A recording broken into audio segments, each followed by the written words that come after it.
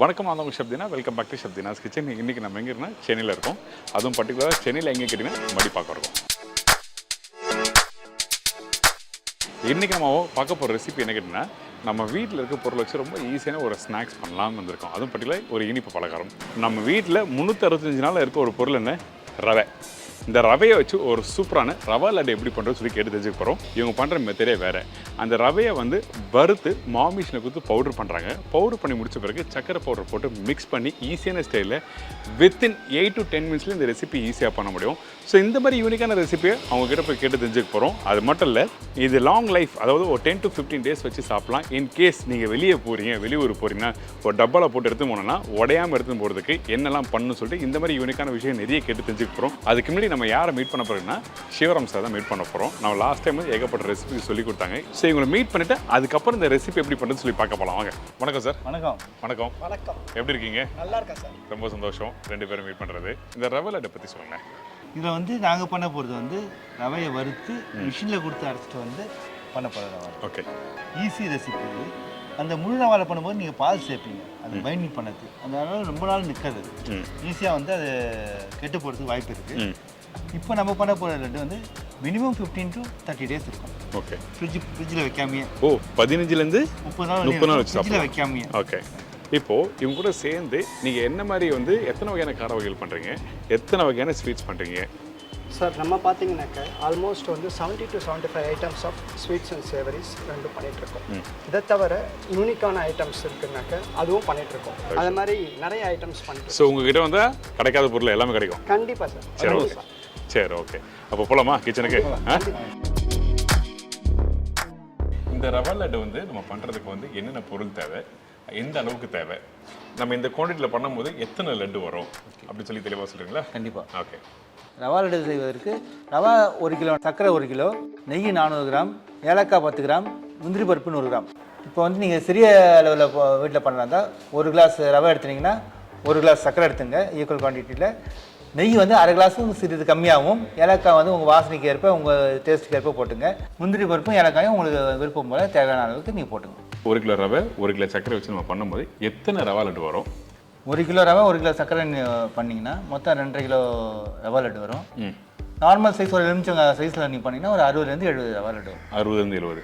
Super. Okay. இப்போ நம்ம first time என்ன பண்ண போகிறோம் சார்? முதல்ல ரவாயை வறுத்துக்கணும். ஓகே. ரவை பச்சை வாசனை வராமல் வறுத்துக்கணும். ஆல்ரெடி டபுள் ரோஸ்ட் ரவா தான். சரி. கடையில் கிடைக்கிறது இப்போ எல்லாமே.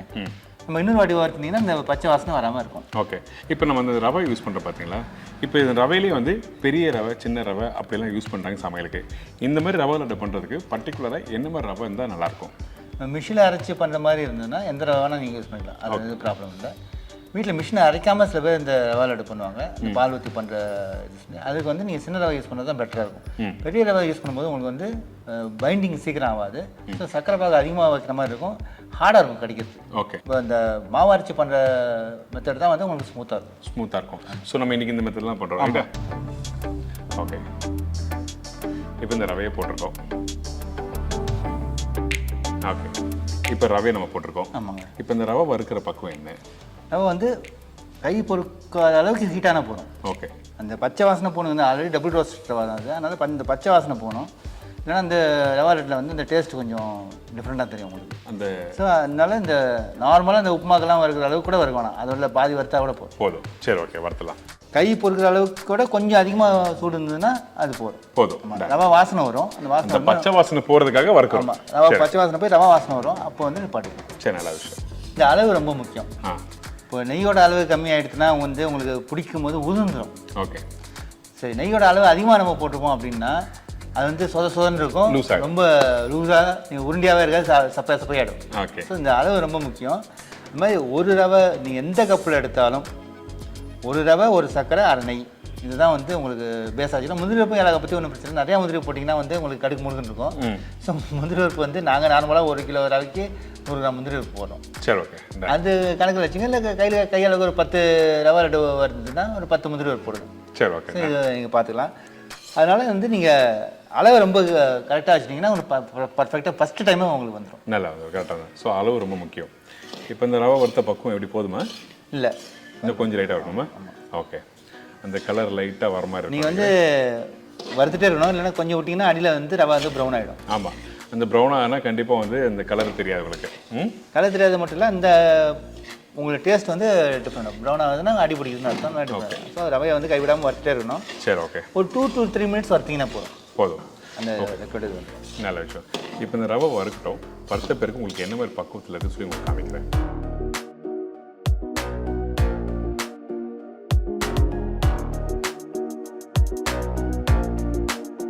இப்போ அடுப்பு ஆஃப் பண்ணிட்டேன்.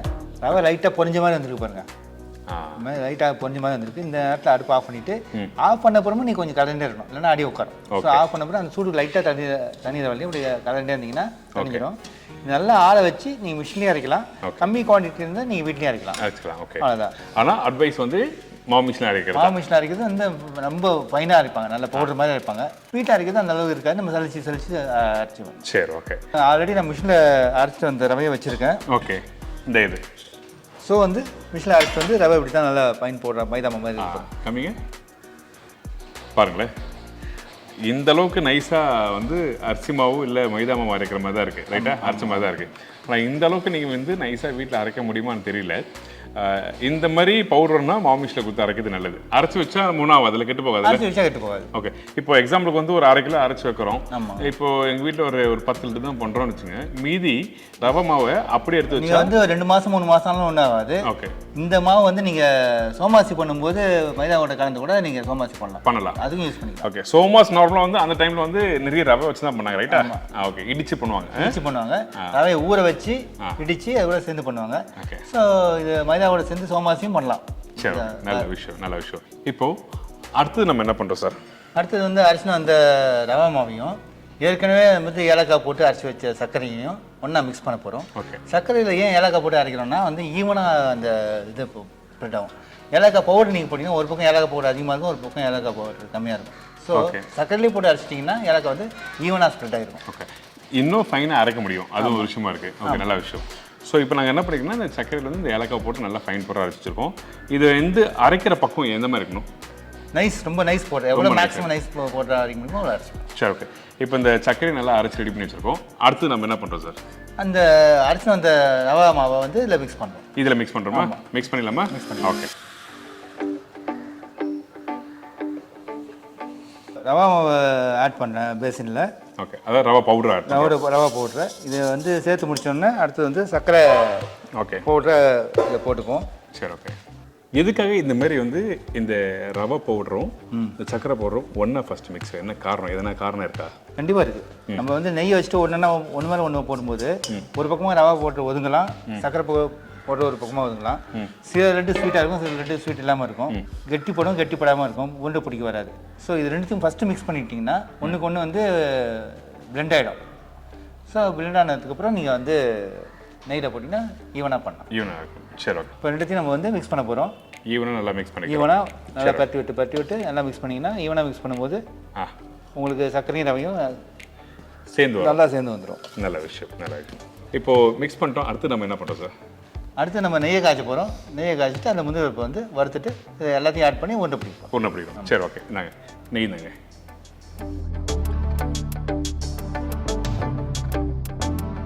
நெய் வந்து 400 கிராம் ஊற்றியாச்சு. சரி, இதுக்கப்புறம் 100 கிராம் முந்திரி போட்டு நம்ம வறுக்க போகிறோம். சரி, முந்திரி பருப்பு 100 கிராம் முந்திரி பருப்பு போட்டோம். இப்போ இந்த முந்திரி வறுக்கும் போது என்ன கோல்டன் ப்ரௌன் வந்து பிறகு நார்மலாக அது வந்து எல்லா இல்லத்தரசிகளுக்கும் நல்லாவே தெரியும் முந்திரி எப்படி வறுக்குதுன்னு. ஸோ அது தனியாக நம்ம சொல்லணும்னு அவசியம் இல்லை, இருந்தாலும் நம்ம காமிச்சிக்கிறோம். இது வந்து பச்சைலேருந்து மாறி கலர் மாறும்போது கோல்டன் ப்ரௌன் ஆகிடும். அந்த கோல்டன் ப்ரௌன் ஸ்டேஜில் போட்டிங்கன்னா முந்திரி வந்து கிறிஸ்பாக இருக்கும், பார்க்கறதுக்கு நல்லாயிருக்கும், கிறிஸ்பியாக இருக்கும். சூப்பர், நல்ல விஷயம். ஓகே, ஸோ இப்போ இதில் வந்து முந்திரி பருப்பு போட்டாச்சு, வறுக்க ஆரம்பிக்கிறோம். நீங்கள் சொன்ன மாதிரி பார்க்குறதுக்கு கோல்டன் ப்ரௌன் கலர் வரும்போது நெய்யும் மெல்ட் ஆகுது. சரி, ஓகே. இதுக்கப்புறம் நம்ம என்ன பண்ணுறோம்? மிக்ஸ் பண்ணதை இதில் போடுறோம். பண்ண கலவையை வந்து இதில் போட்டு எல்லாத்தையும் வந்து நல்லா நெய் எல்லாத்தையும் கூட நல்லா சேர்கிற மாதிரி கலந்துடுறோம். அதுக்கு உருண்டை பிடிக்க வேண்டியது. சில பேர் சொல்லுவாங்க அந்த நெய் மிக்ஸ் பண்ணும்போது வந்து, அதாவது சக்கரை பாவை மிக்ஸ் பண்ணும்போது என்ன பண்ணுவாங்க, சில பேர் சக்கரை பாவை போட்டு பண்ணுவாங்கல்ல, கொஞ்சம் கொஞ்சமாக ஊற்றி போடணும்னு சொல்லுவாங்க. அந்த மாதிரி நெய்க்கும் அந்த மாதிரி பக்குவம் இருக்கான்னு கேட்குறேன். இல்லை, நீங்கள் 5 கிலோ பிடிச்சாலும் சரி, 50 கிராம் பிடிச்சாலும் சரி, ஒன்றாமல் போட்டு பிடிச்சிடலாம். சரி, நல்ல விஷயம்.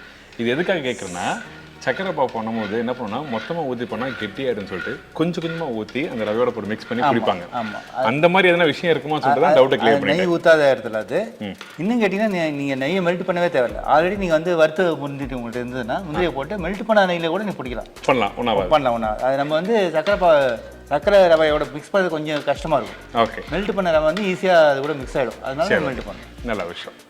இப்போ போட்டலாமா? போட்டலாம். முந்திரிப்பு ரெடி ஆகிடுத்து. ஓகே. பாருங்க, முந்திரிப்பு நல்லா கோல்டன் ப்ரௌனில் வந்துடுது. சரி, ஓகே. நம்ம வந்து இப்போ கலந்து வச்ச மாவை இதை சேர்த்துடலாம். மிக்ஸ் பண்ணுறோம். சரி, ஓகே. இது எப்படி மிக்ஸ் பண்ணுமா? அப்படியே மிக்ஸ் பண்ணுமா? அப்படியே சேர்த்துட வேண்டாம். அப்படியே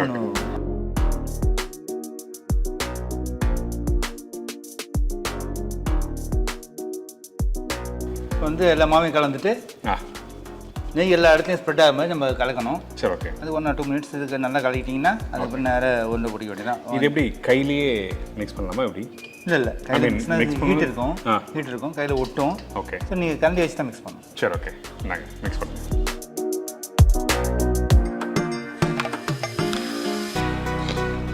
நிறைய பேருக்கு அந்த ரவா லட்டுனா ரொம்ப பிடிக்கும். ஆமாங்க. இதில் தேங்காய் போட்டால் நல்லா இருக்குமா? இல்லை, நாங்கள் போடுறது கிடையாது. ஓகே. ஆனால் சில பேர் போடுறாங்கல்ல, அந்த முழு ரவா போடுறாங்க இல்லையா? இந்த அரைச்ச ரவாலாம் யாரும் போடுறது கிடையாது. இந்த முழு ரவா யூஸ் பண்ணுறவங்க வந்து தேங்காய் போடுவாங்க. சரி, ஓகே.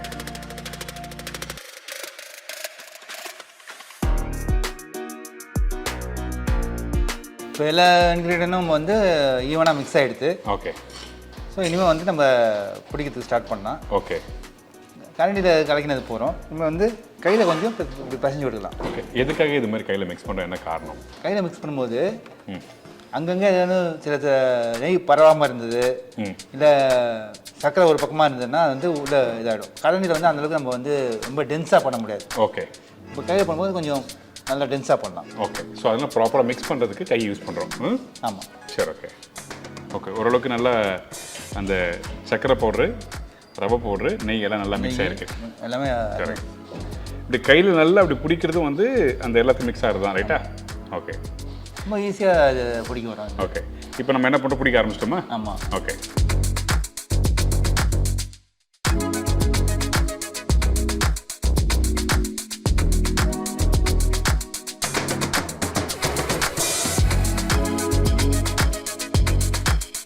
அது என்ன பிடிக்கிறது? இப்படி பிடிக்கிறீங்க? டைட்டாக பிடிக்கணுமா? இல்லை, இது வந்து ரவுண்ட் ஷேப் வரதுக்காக 3 விரல் தான் நான் யூஸ் பண்ணுறேன். ஓகே. இந்த 3 விரலில் இந்த கேப்பில் வந்து இந்த கட்டை வச்சு அமுக்குறேன். ஓகே. ஸோ வந்து பால் ஷேப் வரும் கரெக்டாக. ஓகே. ஈவனாக வரும். சரி, ஓகே. ஸோ அதனால் இந்த ஷேப் பிடிக்கும். ஸோ நீங்கள் நார்மலாக வீட்டில் வந்து இந்த மாதிரி நல்லா மிக்ஸ் பண்ணிவிட்டு அதுக்கப்புறம் ரவை லட்டு பிடிக்க வேண்டியதான். இதில் பர்டிகுலராக வந்து அந்த நெய் கொஞ்சம் வெதுவதுன்னு இருக்கும்போதே பிடிக்கணும் அப்படின்னு அவசியம் இருக்கா? அப்படிலாம் ஒன்றும் இல்லை. இல்லை, அதான் ரூல்ஸில் நல்லா ஆறுனதுக்கு அப்புறம் கூட நீங்கள் பிடிக்கலாம். ஓகே. இப்போ பிடிச்சிட்டே இருக்கீங்க, ஒரு வேலை வந்துருச்சுன்னா விட்டு போய்ட்டு ஒரு 1 hour கழிச்சு வந்து பிடிச்சாலும் அது ஒன்றாகாது. ஓகே. ஸோ இதுமாதிரி கெட்டியாக பிடிச்ச பிறகு 15 நாள்லேருந்து அப்படியே உடையாமல் இருக்கும். 1 month வரலையும் கூட ஷெல்ஃப் லைஃப் யூஸ் ஆகும். ஷெல்ஃப் லைஃப் வந்து கெட்டு போகிற சமாச்சாரம் எதுவுமே கிடையாது. ஓகே.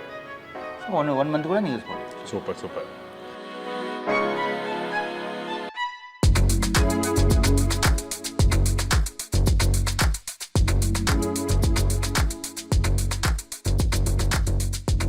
அவ்வளோதான், சிம்பிள்.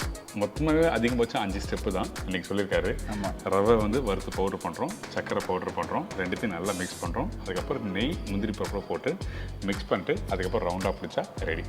ரொம்ப சிம்பிள் ரெசிபிஸ். அதிகபட்சம் நீங்கள் வீட்டில் 5லேருந்து 10 நிமிஷத்தில் பண்ணிடலாம், எல்லாம் பொருள் இருந்தால். இந்த மாதிரி ரெசிபிஸ் வந்து நம்ம வீட்டில் இருக்க பொருளை வச்சு நீங்கள் பண்ணலாம். கண்டிப்பாக ட்ரை பண்ணி பாருங்கள். இந்த ரவா லட்டு வந்து நிறைய விதமாக நிறைய வித்தியாசத்தில் நீங்கள் ட்ரை பண்ணியிருப்பீங்க. ஆனால் இந்த மாதிரி ஐம் ஷோர் டெஃபினட்டாக உங்கள் எல்லாருக்குமே ரொம்ப பிடிக்கும். அந்தளவுக்கு ஒரு ஃபேண்டாஸ்டிக் ஒரு ரெசிபிஸு. கொஞ்சம் டேஸ்டிங் தரீங்களா சார்? கண்டிப்பாக. அப்படியே காமிங்களேன், எப்படி பண்ணி காமிங்களே. சூப்பர். இந்த 3 வரலையும் இந்த ஒரு வரலையும் வச்சிங்கன்னா இந்த ரவுண்ட் ஷேப் உங்களுக்கு. Okay, nice. இது லுக் லைக் இந்த மாவுண்ட மாதிரி இந்த கான்செப்டில். ஆமாம். இந்த திருநெல்வேலி போனால் பொட்டுக்கல்ல வச்சு பண்ணுவாங்க, பாசிப்பருப்பு வச்சு. எல்லாத்துக்கும் வந்து ஒரே ரேஷியோ தான் சார். ரவைக்கு பதிலாக நீங்கள் பொட்டுக்கடலையோ இல்லை ரவைக்கு பதிலாக பயத்தம்பருப்போ இல்லை மில்லட்ஸில் கூட இது பண்ணலாம். மில்லட்ஸில் பண்ணும்போது நீங்கள் அதை முளை கட்டி வறுத்து அரைச்சி பண்ணணும். ஓகே. அப்படியே டேரெக்டாக பண்ணிங்கன்னா உங்களுக்கு வந்து வயிறு அக்செப்ட் பண்ணிக்காது. ஸோ அது முளை கட்டி பண்ணிங்கன்னா ப்ரோட்டீன் நிறையா இருக்கும். இதே மெஷர்மெண்ட் தான், இதே மாதிரி ரெசிபி தான். நல்ல விஷயம் இருக்கும். சூப்பர். ஒரு அருமையான ஒரு ரவா லட்டு ரெடி ஆயிடுச்சு. டேஸ்ட் பண்ணி பார்த்தலாமா? கண்டிப்பாக.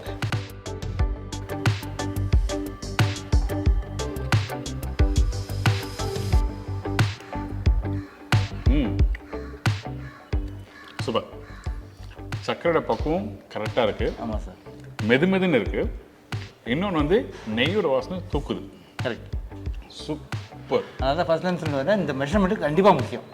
மெஷர்மெண்ட் மாறிட்டுனா வந்து கொஞ்சம் உங்களுக்கு பிடிக்க முடியாது, இல்லை லூஸாக ஊந்துடும், இல்லை சப்பை ஆகிடும். அதாவது நெய் கொஞ்சம் கூட ஆனாலும் வந்து லூஸ் ஆகிடுச்சுன்னா பிடிக்க முடியாது. ஸோ இந்த மாதிரி விஷயங்கள்லாம் இருக்குது. கண்டிப்பாக ட்ரை பண்ணி பாருங்கள். இந்த மாதிரி மெத்தட் ரெசிபி வந்து கண்டிப்பாக உங்கள் வீட்டில் பண்ண முடியும். இன்கேஸ் நீங்கள் பண்ண முடியல, நீங்கள் ஒரு பல்க் ஆர்டர் வேணும், இல்லை கொஞ்சம் எனக்கு வீட்டில் ஃபங்க்ஷன் நடக்குது, அந்த டைமில் வந்து இந்த மாதிரி யூனிக்கான ரெசிபிஸ் உங்களுக்கு வேணும்னா கண்டிப்பாக உங்களை கான்டாக்ட் பண்ணலாமா? கண்டிப்பாக கான்டாக்ட் பண்ணலாம். இப்போ உங்களுக்கு நம்பர் தருகிறேன். இந்த ரெசிபி பற்றி சந்தேகங்களோ இல்லை பல்க்கு ஆர்டர்ஸ் வேணும்னா 9176696640. ஓகே. சிவராமன். நீங்கள் எப்போ வேணால் என்னை கான்டாக்ட் பண்ணால் உங்களுக்கு வந்து ஈஸியாக உங்களுக்கு விலைக்கு தரேன். உங்களுக்கு ரீட்டெயிலில் உங்களுக்கு ஆர்டர் கொடுக்குறீங்கன்னா 9840434233. ஓகே. இது வந்து ரீட்டைல் ஆர்டர்ஸுக்கு இந்த நம்பர் வச்சுங்க. நல்ல விஷயம். ஸோ இந்த நம்பர் கான்டாக்ட் பண்ணுங்கள். உங்களுக்கு எதுவும் டவுட்ஸும் கண்டிப்பாக கிளியர் பண்ணுவோம். அதே டைமில் உங்களுக்கு என்ன ப்ராடக்ட் என்ன வேணால் உங்களை கான்டாக்ட் பண்ணால் டெஃபினட்டாக தருவாங்க. இன்றைக்கி உங்கள் நேரத்தை ஒதுக்கி அழகாக ஒரு சூப்பரான ஒரு ரவை உருண்டை. நிறைய பேருக்கு இந்த ரவா லட்டு வந்து எல்லாருக்கும் ரொம்ப பிடிக்கும். ஆனால் இந்த அளவுக்கு சாஃப்டாக மெதுவாக சூப்பராக பண்ணி கொடுத்துருக்கீங்க. இன்னொரு நாள் ஒரு சூப்பரான ஊரில் சூப்பரான ரெசிபி சந்திக்கிறேன். நன்றி, வணக்கம். See you, bye-bye. Take care.